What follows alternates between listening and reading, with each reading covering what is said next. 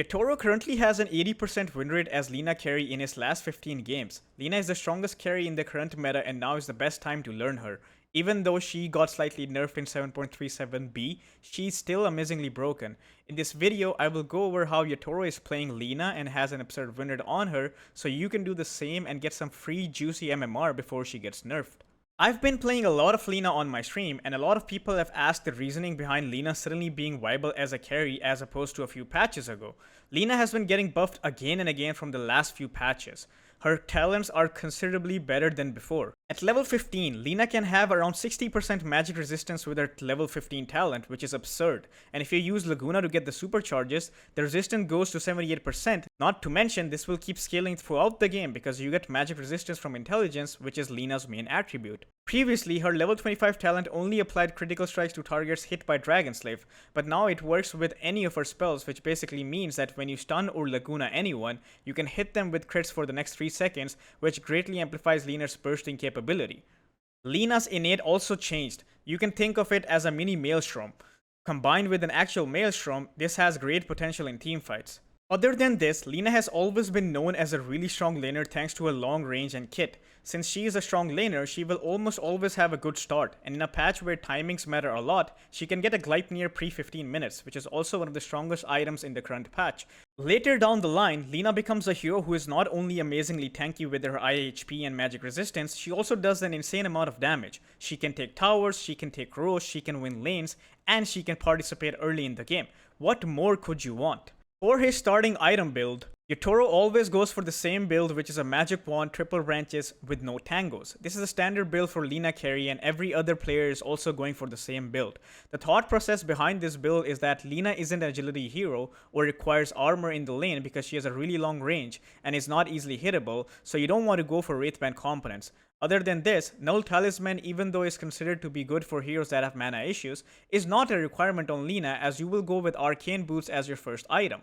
Lina's base damage is already pretty decent, and along with the stats from the wand and triple branches, it is enough to secure the last hits in the lane. Other than that, she is dependent upon her spell usage in the lane to deal damage and get Fairy Soul stacks, and for that, she needs sustenance, which the wand will help with. Lastly, this build allows Lina to rush Arcane Boots into Gleipnir straight up, so it's more efficient in terms of item timings. Yatoro prefers playing for the bounty runes as his hero has the things required to be impactful. Lina can skill Lifestrike Array at level 1, which stuns the enemy and also does a decent amount of damage, which are the two of the most useful things to not only secure the runes, but also to set up for a kill. Yatoro's approach isn't aggressive, he plays from a distance and judges the map. He will not try to fight the enemy if his team is not nearby, he will simply try to take the rune, and that is about it. Since Lina is a lane dominating hero, Yatoro almost always tries to be aggressive in the lane. Lina thrives when the lane is static towards her advantage because it allows her to zone out the enemy and constantly hit them, especially in melee matchups. The only time this is difficult to execute is if the enemy has ways to constantly shove the lane into the Lina.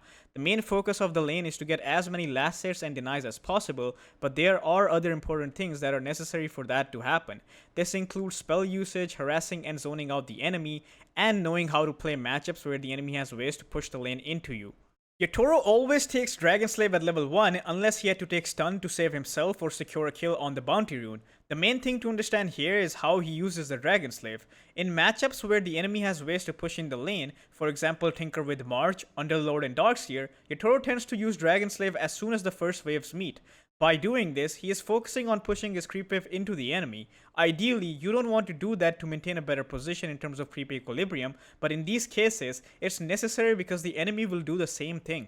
If Yatoro does not do that, the enemy wave will push into Yatoro's tower, resulting in him taking a lot of damage from the creeps since they have nothing else to aggro on, and on top of that, he won't be able to harass the enemy since he has a wave on his face. This is by far the most important thing to remember. In short, judge what kind of spells the enemy duo has. If they have AoE spells, chances are the wave is always going to be pushed into you, and in order for you to maintain creep equilibrium in front of your tower rather than inside your tower, you need to counter their AoE pushing capability with your AoE spells. If the enemy heroes do not have wave pushing capability, for example something like a Slardar or Wind Ranger, then he does not do this. He keeps the wave static and harasses them. The second and most basic way he uses Dragon Slave is to secure the range creep. This is very standard. Since Dragon Slave is an AoE spell, he tries to secure the range creep whilst also dealing damage to the enemy heroes. Lina's Fairy Soul enhances her harassing capability even more, and in order to get the Fairy Soul stacks, you are required to use your spells. Once Yatoro hits level 2 and has Fairy Soul, he tends to use his Dragon Slave in a way that it hits all the creeps and also the enemy. This gives him around 4 to 5 stacks, which further enhances his ability to deny creeps and zone out the enemy with the extra attack speed. He does not try to maintain 7 charges if it means that the wave will be pushed into the enemy, and there's also an issue of mana. The key thing to understand here is to not spam your spells to maintain the stacks if it pushes in the wave into the enemy. You don't want the wave pushed into them or pushed into you. You need to find a middle ground where you can easily hit the enemy. Another thing that Yatoro does a lot that you should also do is to hit the enemy constantly outside of the aggro range. This is especially important against melee heroes that don't have any counterplay for this. He keeps up his stacks of Fairy Soul and then keeps hitting the enemy. Do keep in mind that you should not miss last hits while doing this. Last hits should always be your first priority. Around level 4, you should have your Arcane Boots, and at that point, mana isn't a problem, so you can keep spamming your spells. Instead of buying Null Talisman or Falcon Blade for mana regen, Yatoro buys Arcane Boots. Everyone was buying Null or Falcon Blade until Yatoro started buying Arcane Boots, which provide more value. Right after Yatoro gets the bounty runes, he calls for Tangos followed by a Ring of Basilius. So the build is basically Vaughn but triple branches into Tangos after bounty rune and then buying Arcane Boots. You should have Arcane Boots by minute 5 at max. Yatoro's skill build in lane is also different from others. Since this is carry Lina, it would make more sense if you max Fairy Soul over Dragon Slave, but Yatoro does not do that. He maxes Dragon Slave over the Fairy Soul. The usual build was putting only 1 point in Dragon Slave, maxing Fairy Soul, and then maxing Lifestack Array, followed by taking stats, but Yatoro does not do that. Yatoro's build in the late at level 4 is 4-1-1-1. Why does he do that? Well, it complements really well with his build. By the time Yatoro gets Maelstrom, he will have at least 2 or 3 points in Fairy Soul, which would be enough to utilize the Maelstrom properly. But before Maelstrom, Lina does not farm fast if you don't have Dragon Slave maxed out. Yatoro maxes it, uses it to push in the lane and farm the side camps. And he doesn't even have mana issues thanks to Arcane Boots. So all in all, before Maelstrom, he farms Giga fast with Dragon Slave, and by the time he gets Maelstrom, he still has enough points in Fairy Soul to get the most out of it. There are some situations where Yatoro does not skill Laguna Blade and instead puts points in his Fairy Soul. This is conditional, and he only does that if he knows that he won't be interacting with the enemy hero much and just wants to push in the wave and farm the side camps. Once Yatoro hits level 5 and has 3 points in Dragon Slave, he stops holding the wave and starts pushing it. This gives him enough time to go and farm a side camp before the next wave is near his tower. He farms 2 waves and at least 2 camps every minute. His farming pattern is quite simple. He pushes in the lane, farms the side camps, and then goes back to the wave and then farms another side camp. He farms the camps behind his tower or ahead of his tower based on what is safer. If it is not safe to farm the large camp, he farms the medium and small camp behind his tower. One thing to keep in mind while farming on Lina or literally just moving around the map is that you should keep your Fairy Soul stacks at 7 at all times. The stacks will make you attack and move faster, which will make you move on the map and hit creeps faster, which will greatly increase your farming speed. If you don't do this, Lina will not be the same hero for you as she is for Yatoro. Keep up with the stacks at all times and do not let them expire. After Arcane Boots, Yatoro goes for Maelstrom and then upgrades it into Gleipnir. Since Lina has high attack speed with Fairy Soul stacks, Maelstrom synergizes really well with her kit. It helps her in farming and dealing high amounts of damage, not to mention the upgrade into Gleipnir that provides setup for her stun and makes her tanky thanks to the HP. There is no other better build than this, so please follow this. Yatoro usually has Arcane Boost plus Gleipnir by the 15th minute mark. In terms of early game fights, Yatoro is down to join fights as long as he has Gleipnir and Laguna. Gleipnir's timing on Lina is amazingly strong, and it allows her to be able to take fights easily. Yatoro starts with Gleipnir and then uses the setup to stun the enemy followed by Laguna Blade. It's important to cast Laguna Blade as soon as possible as it provides you with 10 Fairy Soul charges rather than 7, so you will do more damage with your right clicks thanks to the extra attack speed. Once Yatoro knows that he doesn't have his spells and Gleipnir anymore, he goes back to farming. After Gleipnir, Yatoro almost always buys Hurricane Pike, but the component that he buys first is the Force Staff rather than the Dragon Lance. Dragon Lance will provide him with 10 strength, which is around 200 HP, and 15 agility, which is 15 attack speed and some extra range. Lina does not really need the extra range because she already has a lot of range, and Force Staff provides her with 175 HP and 10 intelligence, which is 10 damage for her. She already has enough attack speed. Force Staff also helps her in positioning better, which is her main weakness. He completes the Hurricane Pike, and after that he decides between BKB, Shadow Blade or Boots of Travel. If he feels like the enemy has a lot of lockdowns and magical burst, he goes for BKB. He buys BKB as his third big item occasionally. For example, versus Puck Coil, Primal Beast. Basically things that you cannot outposition with your high movement speed and Force Staff. If he does not need BKB and feels like there is no one in his team that can push out lanes and the enemy has split pushers, he tends to go for Boots of Travels. Lina's face hole movement speed is percentage based, so with Travels you will run even faster. He sells his Arcane Boots after getting Travels. If he does not need BKB and doesn't have to worry about split pushing, he goes for Shadow Blade. Shadow Blade is a really good item on Lina because it is another form of setup for her nuke damage with the stun. It is the perfect surprise setup for kills. It also provides with damage and attack speed, which enhances Lina's capability to kill faster.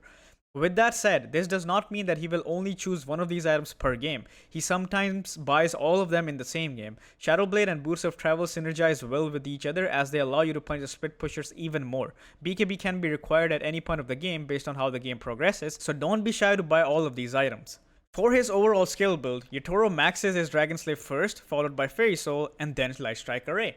As mentioned before, Dragon Slave helps in the lane and farming before Maelstrom, and Fairy Soul provides with attack speed and movement speed, which actually makes Lina viable as a carry, so it makes perfect sense to max these two first. Stun is the last spell to max, so it's pretty straightforward why this is maxed, along with the fact that in the stun duration, you can kill an entire hero. He takes Laguna Blade at levels 6, 12, and 18, and sometimes skips it at level 6 as mentioned before in the laning section. For his talents, at level 10, he takes the damage talent over the cooldown reduction on Dragon Slave as he's playing right-click Lina, so the damage is much better than the cooldown reduction, which is useful for magical Lina. At level 15, he takes the magic resistant talent over the damage on LSA. This is a no-brainer talent. This is basically 35% magic resistance and more with Laguna. It is such a strong talent that if you take the other one, you will significantly make the hero worse. In the late game, you can have more than 80% magic resistance with this talent, which is OP as fuck. At level 20, he takes the Fairy Soul stack talent over the Laguna build cooldown reduction, which is also self-explanatory. 10 extra attack speed per stack means 70 extra attack speed and 7% more movement speed. It significantly improves the hero as a right-clicker, not to mention with Laguna it is even more. At level 25, he takes the plus 150% critical strike talent on targets affected by spells over the barrier, which is also self-explanatory. This is like Bloodthorn, except that it cannot be dispelled. Lina's talents are one of the best talents in the game, and probably the biggest reason behind her being the best carry of the current match. If you mess up the talents, you will make the hero significantly weaker, so don't do that. After buying BKB, Shadow Blade, and Travels, Yatoro looks to upgrade the Shadow Blade to Silver Edge and then buy a Satanic plus a damage item. Silver Edge has a duration of 70 seconds and a cooldown of 20 seconds, which basically means that you have a 3-second downtime. Lina with Fairy Soul stacks and invisibility covers the map really fast. Basically a haste rune. Silver Edge gives Lina damage plus mobility on the map to help with positioning as well, so it's a very crucial item. After this, Yatoro decides whether he needs to buy another damage item or should he buy sustenance. If Yatoro feels like there isn't a lack of damage, he goes for Satanic. Satanic makes Lina quite literally unkillable. With Satanic, Lina has around 4k HP, combined with the magic resistance from the talent, BKB, and the active of Satanic, it is really hard to kill her. Thanks to Lina's insane attack speed, she regenerates really fast with Satanic. It is a really good item on her, and you should buy it every game if it goes to late game. If there are damage issues, Yatoro decides between Daedalus and MKB as his damage item. He only buys MKB if there's any form of evasion. This could be Radiance, Butterfly, or heroes like Windranger and Phantom Assassin. If evasion isn't a problem, Yatoro always goes for Daedalus. Daedalus is a luck-based item. You will crit based on chance. The more you attack, the higher your chances of a proc. Guess who attacks really fast? I would say Daedalus and Satanic should both be bought in the same game if it goes to the late game. These items make Lina a different hero. When it comes to teamfights, Yatoro starts with Silver Edge and then catches one guy with his Laguna and Gleipnir. Once that guy is dead, he presses on more with his BKB. Lina does a lot of damage with Daedalus, and what most of you will do wrong is that you will play quite scared with this hero. Things that you need to understand is that this hero becomes so tanky and strong in the late game that it is really hard to kill her. The best way to fight as a Lina is to man up quite literally and out damage everyone. If you have Satanic, then it is even easier. Make sure that you hit targets that you can actually hit. For example, it's impossible to hit a Slug because he will either pounce away or press ultimate, but a hero like Darkseer can't run away from you. Focus on heroes that can't do anything about you right-clicking them, and you will have a lot of success. That's it, folks. I hope the video was helpful. This took a lot of effort, so I would appreciate it if you could subscribe.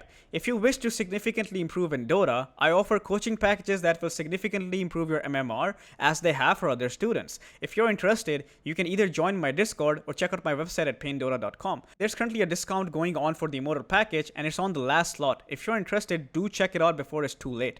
Lastly, I stream almost every day on Twitch. You can catch me there and ask me questions if you want. Thanks for watching, guys.